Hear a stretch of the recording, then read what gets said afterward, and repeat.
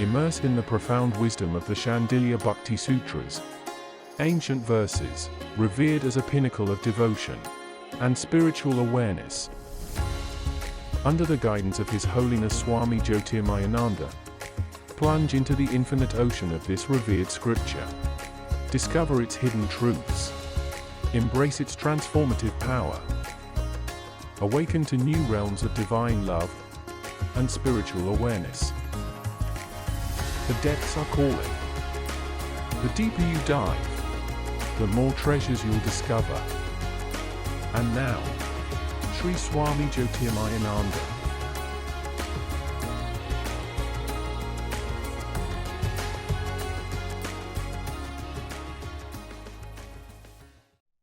Om Vasudeva Sutam Devam Kansachanura Mardanam Devki Paramanandam Krishnam Vande Jagadgurum. Om.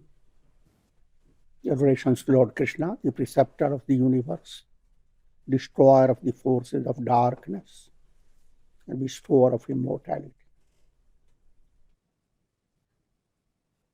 Shandilya Bhakti Sutras, Sutra number 22 to 25. The theme is the same in these sutras, and I'll just give you the Tadeva karmi jnani yogibhya adhikya shabdat. Devotion is the highest because there is the declaration in the Gita of the superiority of bhakti for those who follow karma, jnana and yoga. The Gita statement is tapasvibhyo adhiko yogi jnanibhyopi mato dhika karmishcha adhiko yogi tasmat yogi bhavarjuna.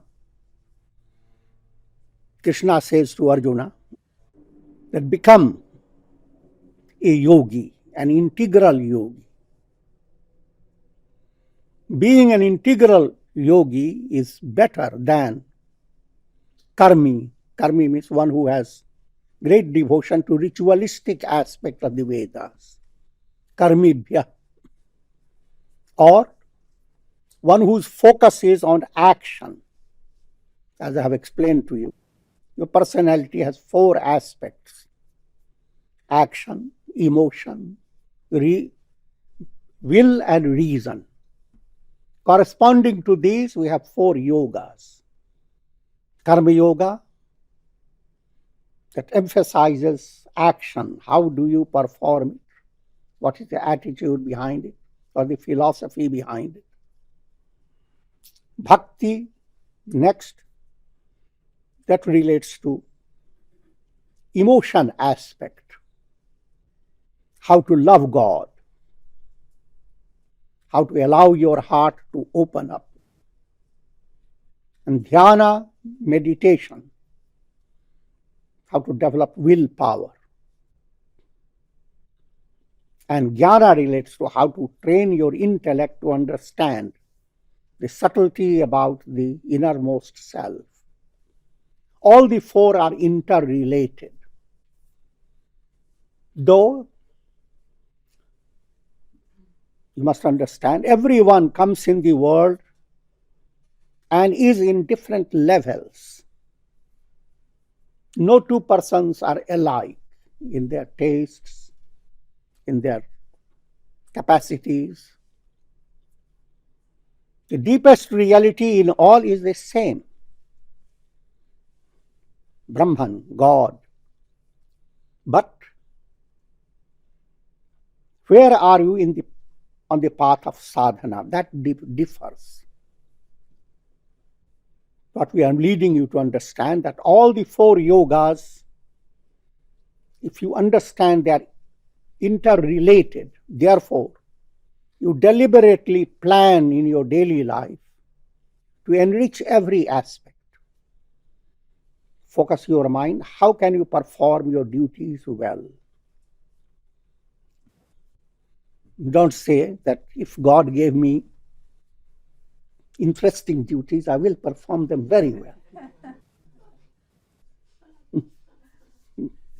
That he gave me nasty duties, I'm not going to do that. Let him, Ravana, call Ravana to do it. Making humorously, but the idea is you are not handling the world according to your ego's choice. Fortunately. Imagine if you are children, every child wants to have good toys. And you are expecting a wonderful toy to come next. And the father says, you will be grown out of your toys. That means you are too grown up to get any toy. Next year you are going to get into school. The only toy you will get is a book for a study. It's a shock to the ego. It's fortunate you don't get everything that ego wants. So therefore, the message here is, Jahi vidhi rakhera. Whichever way God places you in different situations. Adversity, prosperity. Though, from practical point of view, you never encourage adversity to come in. You always do everything possible to keep adversity out. But in spite of all that, if things are not the way you want, make yourself miserable.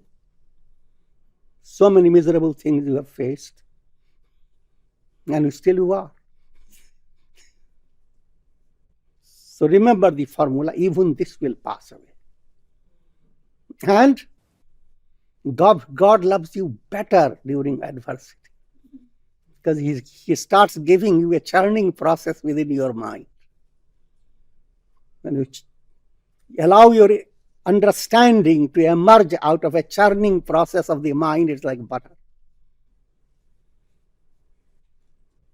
Therefore, most of the philosophical systems owe to the inspiration they receive during pain, misery.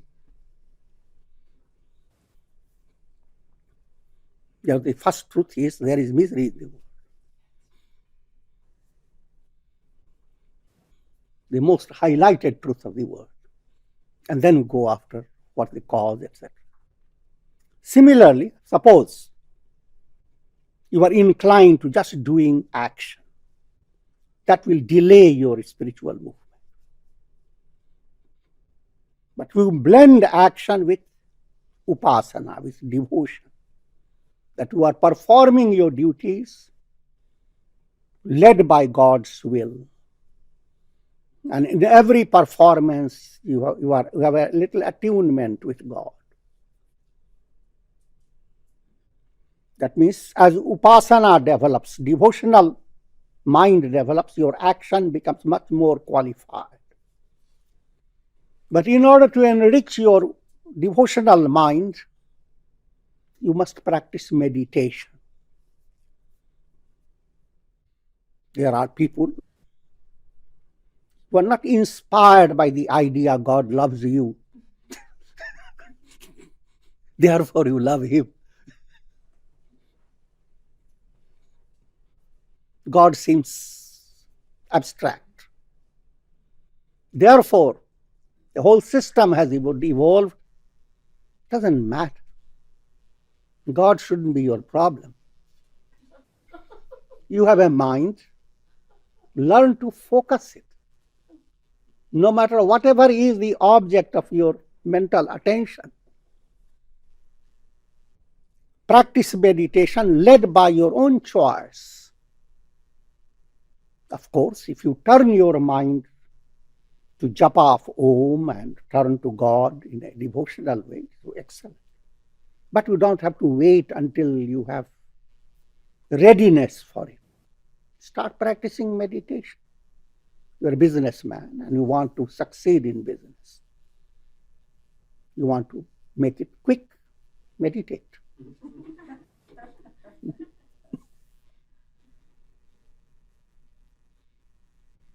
And then you come to the state of reasoning. how to develop subtle intellect to understand.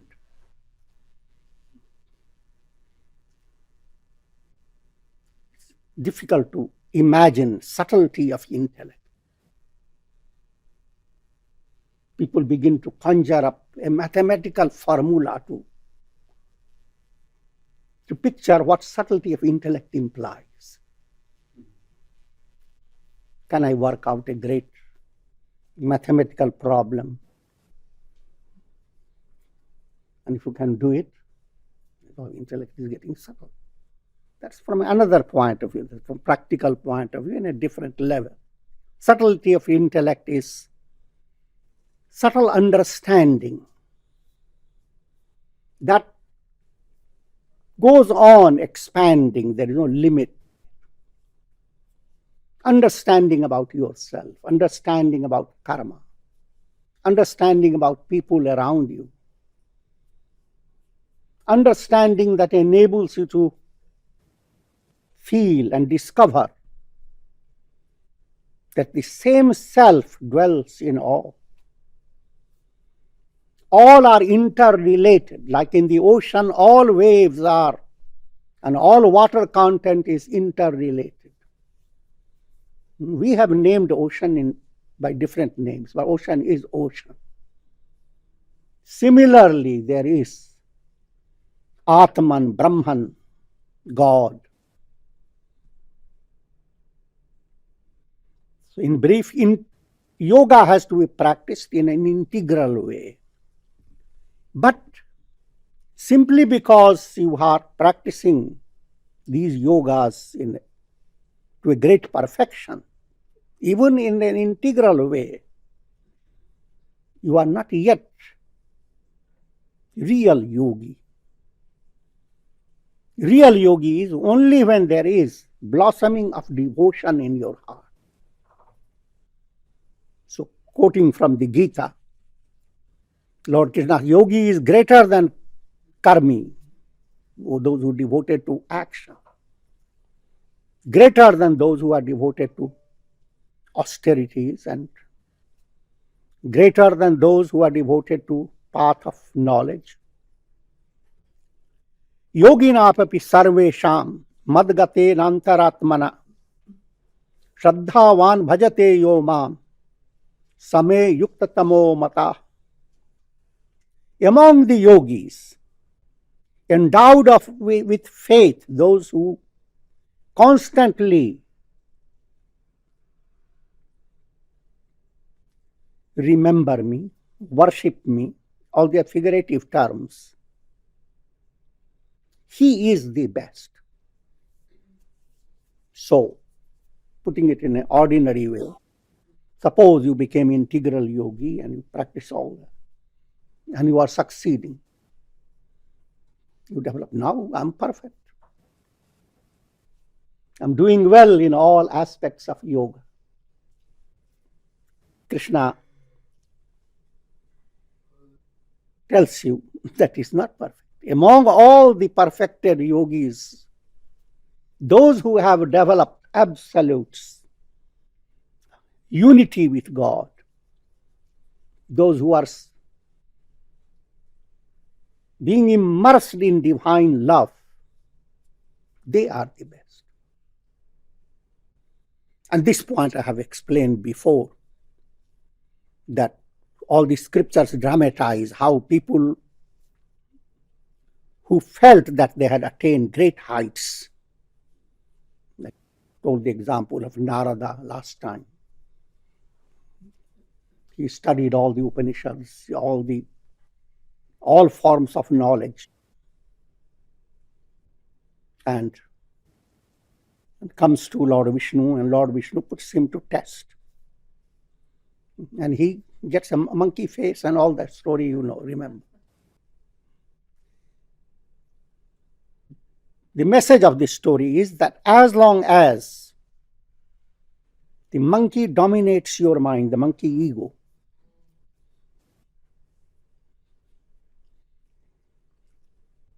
your all attainments are limited. You are not loved by God in fullness. To be loved by God, ego has to move away. It shouldn't be forced away. It should just move away. If you develop experience of profound love with God, then ego will not be there. You become just a flute in divine hand. That is therefore the definition of bhakti according to Shandilya. And according to him, that is the teaching of all scriptures. Prashna nirupana bhyam adhikya siddhe. Because of the superiority of bhakti is established in the Gita by means of question and answer. So therefore, I give you the exact statements. Arjuna Uvacha in chapter 12. Evam satate yukta ye bhaktas tvam paryupasate ye chapyaksharam avyaktam tesham ke yoga vittama. Arjuna asked, of the two types of yogis, those who worship you with form, endowed with steadfast devotion, and those who are devoted to the worship of the imperishable, non-manifest Brahman, which of the two worshippers is better versed in yoga? This matter is very subtle. How do you view God and all religions in a lesser level are deeply confused. Each religion looks at the other religion and says, oh, are doing murti puja, idol worshippers. Double trouble. You are idol worshippers and are also your idols. So to help you, let me break down your idols. That's terrible. They don't realize that no matter what you choose to worship, you are using symbols.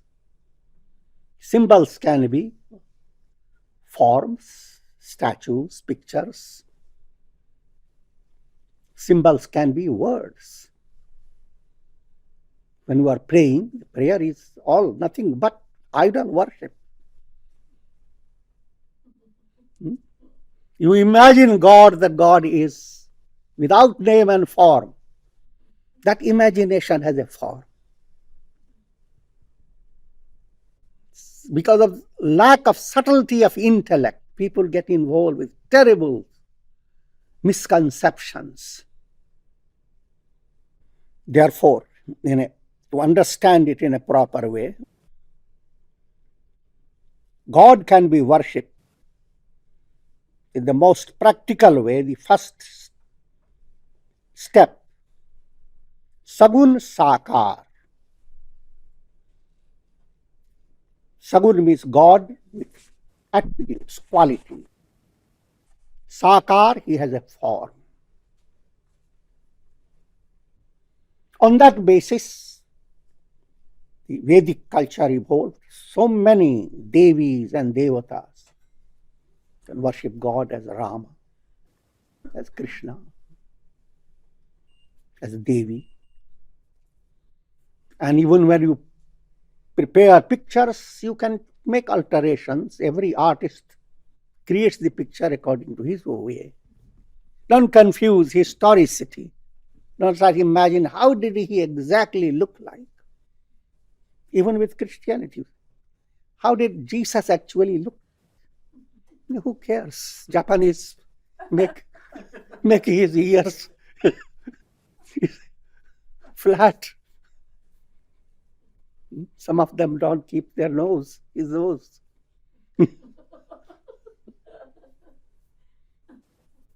So how did he look like? Doesn't have any basis. And then there is a bigger problem. Did he really exist? There are people who don't non-believers. All that historicity has very little meaning. Similarly, when we talk about Rama, Krishna, people have their sense of historicity. That there is in Ayodhya, there is in certain area where people, even priests show, this is where Rama's footprint is there. Look on a rock. And all that you see is a wonderful footprint with so many details in it.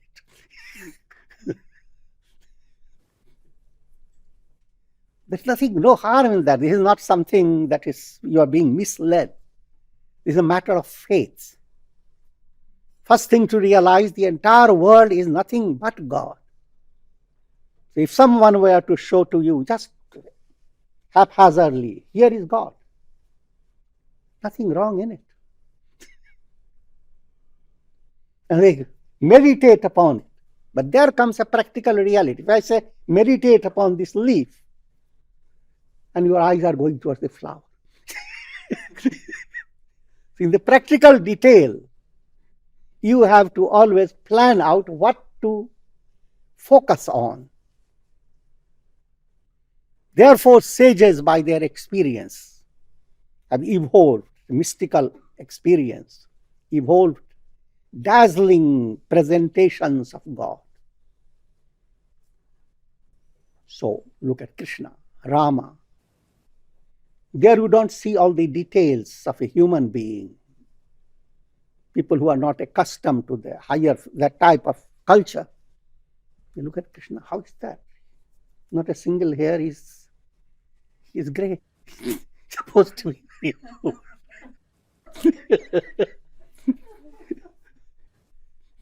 He has no beard at all.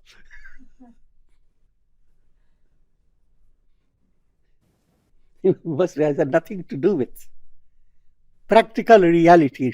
It is to do with a highly devotional and poetic concept that you are meditating upon the grandeur of the entire universe. But how to present to your mind in a way that your mind can just grab it, grasp it, go into it, and be immersed in it.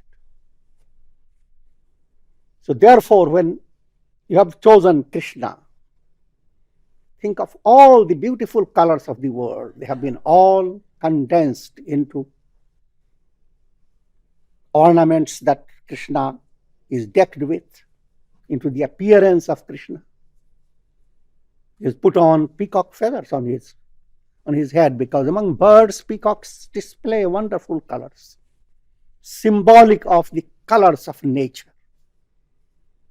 All the rainbows, all the swirling clouds of beauty are all condensed in the deity you have chosen. Your deity is Ganesha, Krishna, Rama. And same applies if you have chosen Lord Jesus. All the grandeur and beauty of God is condensed in that form. And in no way Jesus is lesser than Rama, or Rama is lesser than Krishna. That understanding must be supermost in your mind. Otherwise, you are dangling along on the path of spirituality.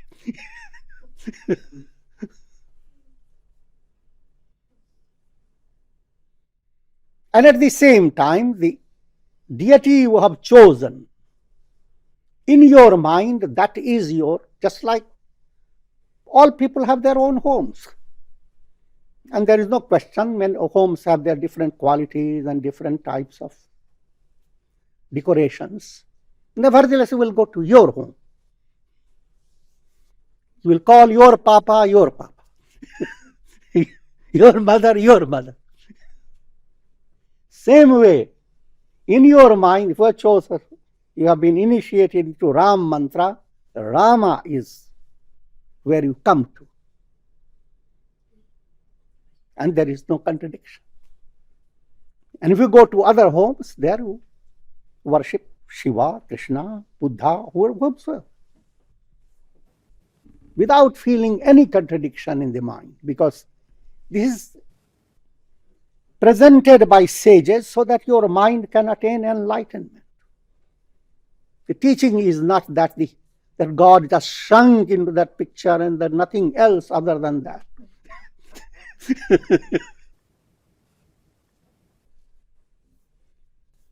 And further he shrunk into a particular pilgrimage center. So only there you can attain enlightenment. You must realize this type of talk may not be appreciated by many.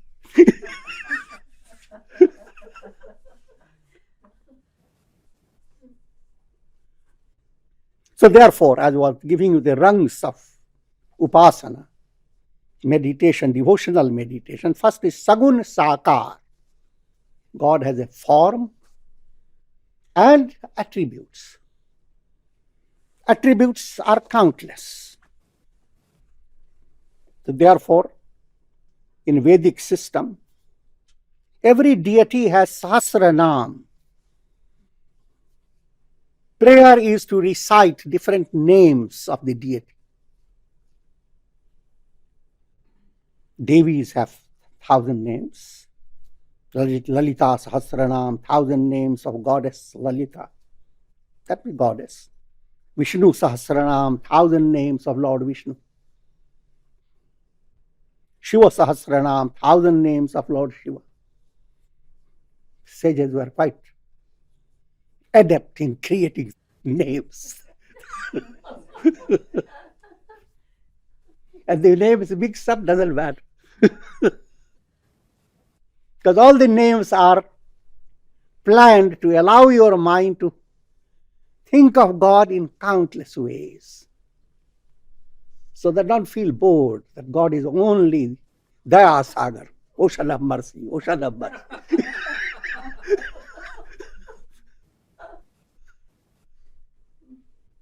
He's ocean of fun. He's ocean of strength. He's ocean of all fabulous things. And if you advance, then you realize the entire nature, universe, is nothing but Sahasranam. Countless names of Brahman are displayed before you. Your whole body included, your own personality included. Your eyes are God's eyes, your ears are God's ears. Your leaves all display God's beauty. All things in the world are God manifesting in countless ways. Like ocean has Sahasranam, thousands of waves are displaying the glory of the ocean. You lead your mind to that state. So I was coming back again. First step to understand, which is very important, that God can be meditated upon with form and with divine qualities. Next step, people choose. That again is in the practice of sadhana, there is great freedom. People choose to step away from form, but to stay with God and attributes. This is highly recognized. For example, Moses listens to the voice of God, but he doesn't see God. All that he sees is a burning bush. Therefore, that's a stage of worship or devotion where you are not encouraged to go on creating form of God, but you are encouraged to understand that you can communicate with God, you can talk to Him. Though, subtle point is, if you can talk to Him, then He has very subtle form. But there is no harm in moving away from grosser forms. So you will find devotees, say for example, when Mahatma Gandhi was asked, is your Rama the divine incarnation, son of Dasharatha? Of course, all beings are nothing but Rama, but in his preference, Rama meant God, who is beyond all names and forms. Rama meant Brahman. At the same time, Mahatma Gandhi said, people who do worship Rama as the picture and show all the devotion, they are in no way lesser.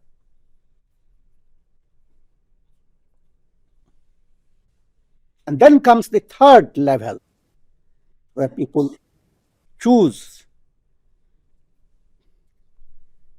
jnana nishtha, which means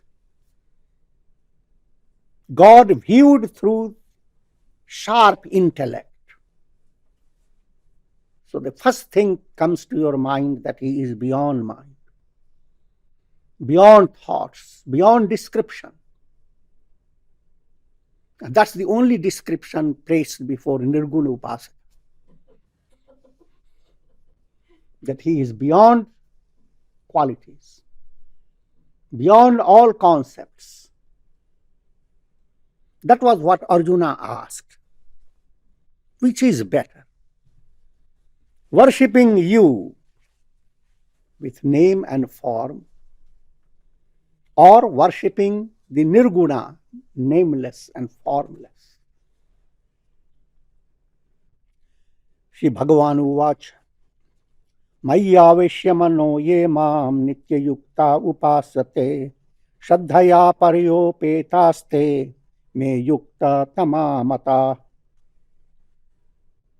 The Blessed Lord said, those who, having fixed their minds on me, endowed with supreme faith, worship me with ceaseless devotion, they are, in my opinion, the best skilled in yoga.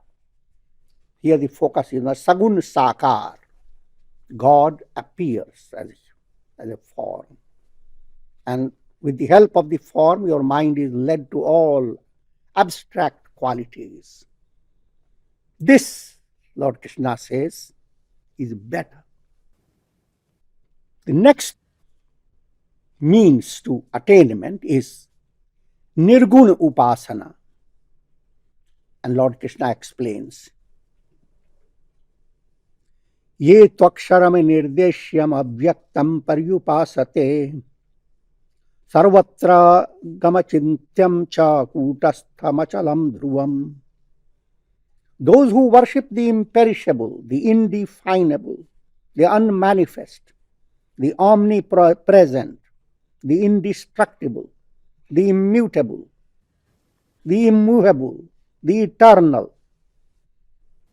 Even while describing Nirguna, God is using all these terms to show Akshara. All things change, but God is changeless. To understand, think of the simile between dream and waking. When you were confined to dream world, all things were moving. In a world of illusion, you wake up, all the movements of the dream have disappeared. Similarly, deep down, the self within you is pure awareness. The world of matter moves on. Your mind, your intellect, your ego, your senses, all these are in the process of movement, like clouds, swirling clouds. But the absolute self is Akshara, immutable, imperishable. Anirdeshyam, indefinable. Everything in the world has been defined by human mind. But all defining process is limited, because from the practical point of view, when you bring the teachings about devotion to God, you are using words. You are describing the indescribable. There is no way out of it. Therefore, scriptures give you best of words. At the same time, they remind you, don't stay confined to the words. There's an analogy given in Vedanta, Arundhati Nyaya. someone is showing a particular star in the sky. Say, look at. And he has a wonderful fingers and rings in his fingers.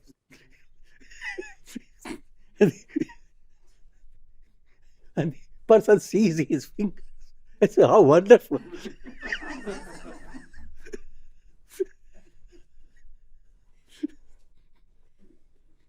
But fingers are directed to show something else.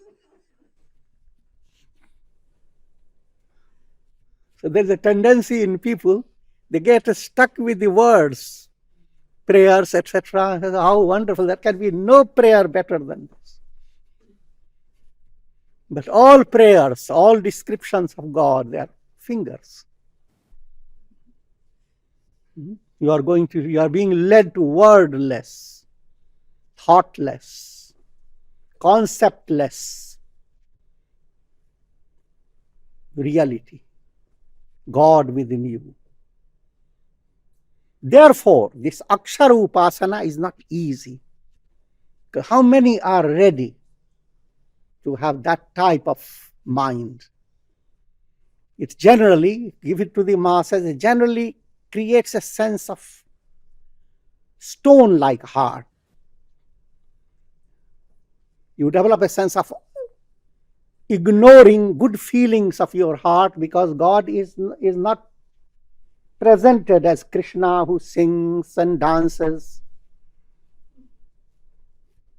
But God is undefinable. The best description, neti, neti, not this, not this.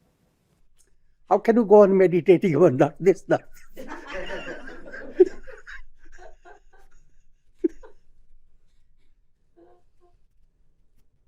How can you hold on to that profound topic, I am Brahman, Aham Brahmasmi, Aham Brahmasmi. When you say Aham Brahmasmi, unless your mind is well equipped, you don't receive any inspiration, but simply words going into your mind, and at the same time, internally, the echo is totally different. It reminds me of a humorous incident. A guru tells his disciples have some complex about their looks. So the guru says, look, when you meditate, create a positive affirmation. Say to yourself, Susundaroham. The Sanskrit term, Susundaram, very handsome, very beautiful. And a few days later, he met those people and said, how is it coming? One of them said, each time when I sit back and say Susundaroham, suddenly my mind switches to Chuchundaroham. Chuchundar was like a skunk.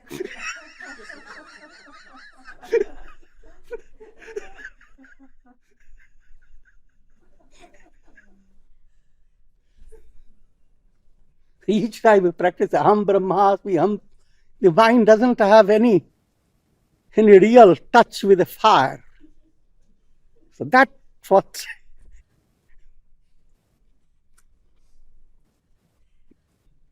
what is being negated in this teaching. Therefore, the normal form of devotion is much greater than turning your mind to undefinable and God viewed through a very sharp and subtle academic intellect. Naiva Shraddha tu sadharanyat. The term Shraddha has been used, faith. Confusion may arise that anyone who has great faith is the devotee of God. Faith is a means to an end. It is not the devotion. It cannot be faith because it is used in a general way. Yoginam api sarvesham mad bhaktena antaratmana shraddhavan bhajate yo mam same yuktatamo mata. The statement is, those people who turn to me with profound faith, they are described as the best of yogis. But faith is a beginning stage, a commencing movement on the spiritual path. Raja Yoga explains further, if you have faith, you develop inner strength called virya. Faith can be three types: sattvic, rajasic, and tamasic. Sattvic faith is the faith that one should promote. Rajasic faith is faith in pishachas, faith in ghosts, faith in people who are rajasic. And tamasic faith is something very distant. All you are using your faith to hurt someone.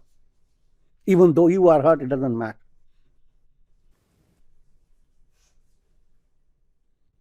So therefore, if you have faith, you develop inner strength, strength to handle your mind during challenging situations where mind is moving away from normal life of righteousness. Instead of being calm, you become agitated. Instead of being loving, you become hateful. Instead of doing good to people, you begin to hurt. Challenging situations. If inner strength is not there to control your sentiments, your mind, then you are not strong. You need to eat more calories.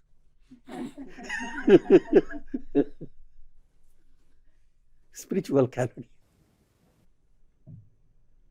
And if you are strong, good memory unfolds in your mind, a good recall. Otherwise, people are like in a state, they have forgotten all good things that are there in them. And what I am implying is you begin to develop an awareness that you are a soul. Therefore, you are timeless. Through millions of bodies you have passed on. And that memory still is faulty. Further memory develops, that soul is a ray of God. Therefore, God has never rejected you. No one can reject his own nose or his own heart. You are integral part of God's personality. I'm using figurative word. The reflected sun in a jar of water is in reality the sun. So deep down you are the Brahman, God. How do you attain that realization? By experiencing blossoming of love. If your mind were to flow towards God with that divine memory, think of, you are facing your mind. The mind is creating troubles. You can lead your mind to remember all good things that have happened to you. And remember also things that have not happened, but you are enfolded by them. And remember, on the basis of faith and study of scriptures, that there is a purpose in your existence, and that purpose is profound, to be enlightened. Deha buddhyatu dasoham, to the extent you view your body, you are a slave of Rama. You are a servant of God. Jiva buddhya tvadanshakah, to the extent you remember yourself as a soul, you are a ray of God, and God is a effulgent sun. Atma buddhya, but go beyond all, transcending your ego. Then Tavaivaham. You and God are one. So a divine memory invades your mind. All this is not happening, that if it happened, then of course I experience it and I remember. But all this is already there, and your memory function is to have that awareness. Let me give you last illustration. In this state of ignorance, as you are led to your deeper level of into your heart, day by day you are led. During deep sleep, you are led to your heart. But your heart is clouded, ignorance. And from that, in the cave of your heart, there are a lot of cobwebs. So by the time you go there, you see the cobwebs playing their role. There's a website.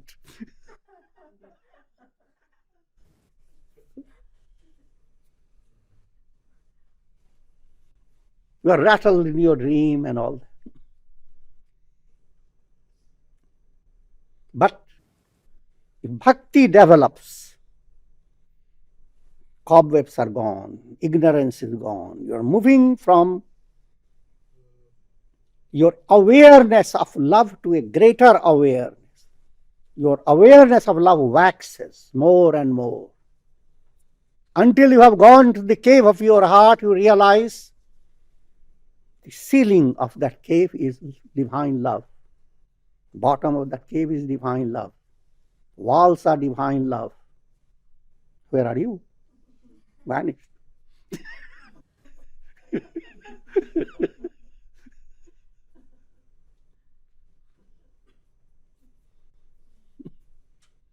This ability exists in bhakti. Because being drawn to love is easier than drawn to, I'm going to give you big wisdom, come.